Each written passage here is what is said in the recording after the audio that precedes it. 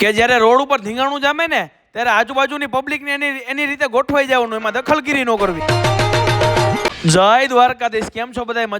મજામાં જી છો? તમારા બધાનું હાર્દિક સ્વાગત છે મારા મિની વ્લોગમાં. હવારમાં નાહી ધોઈને તૈયાર થઈને નીકળી ગયો મહાદેવના દર્શન કરવા. મંદિરે પહોંચીને જળ ચડાવીને મસ્ત મજાના કરી લીધા મહાદેવના દર્શન.